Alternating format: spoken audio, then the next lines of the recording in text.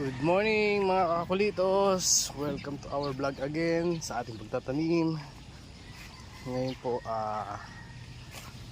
ating nailipat na kahapon yung ating ibang mga kamatis. So kumunti na sila.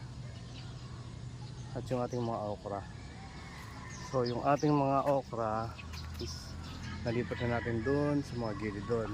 So hindi ko na maipapakita sa inyo doon. So dito na lang po mga kakulitos.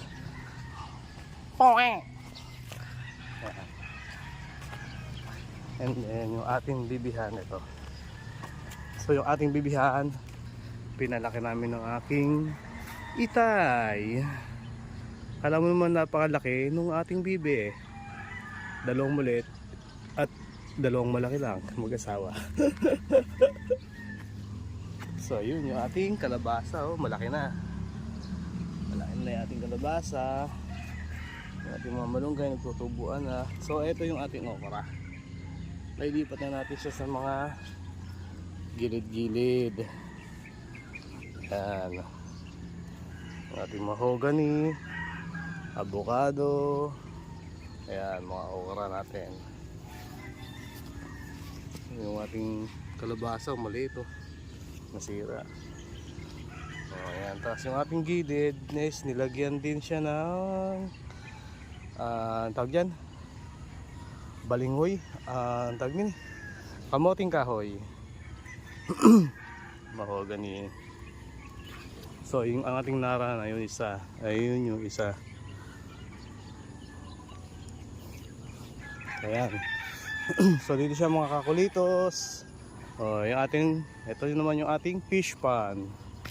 Oh, laki ng fish pan natin, ano? Oh, diba? Ngayon tayo kayaman. Hanggang dun.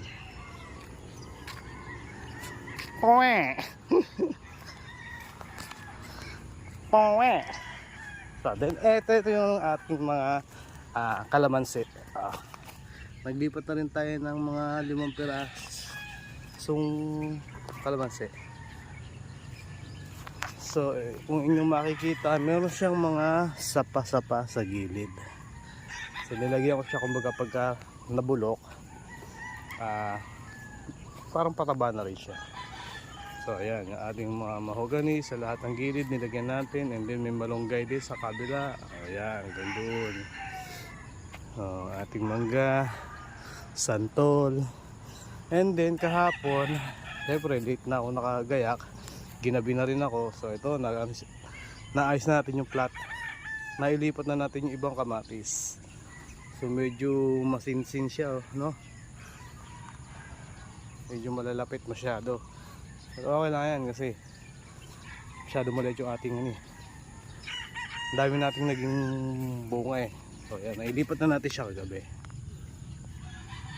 Nabot na tayo ng mga banda alas 7 na ng gabi sa paglilipat. 2 plot.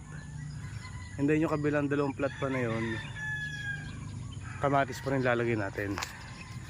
And then sa bakante, hindi pa natin nabubungkal, ating bubungkalin yun at gagawin natin sili. Ating mangga, kalabasa rin yan. Then may mga sobrang excess tayo doon na okra. So ang gagawin natin is ilalagay natin siya sa mga gilid ng mga puno na to. Kasi sayang naman yung mga okra na yun. Pagka dumami may bebenta natin. So ito yung ating bakante pa. Unti-unti ko pa sinusunog mga tuyo-tuyo na yan. Kasi may hirap yun. And then mamayang hapon siguro kung may time pa pagkatapos sa trabaho, bubungkalin muli natin. Alright. So ganun lang po mga. So, yun lang po mga kakulitos. That is for now. Abangan po natin ang ating susunod na gagawin. Salamat po. Bye-bye. Ingat po. God bless.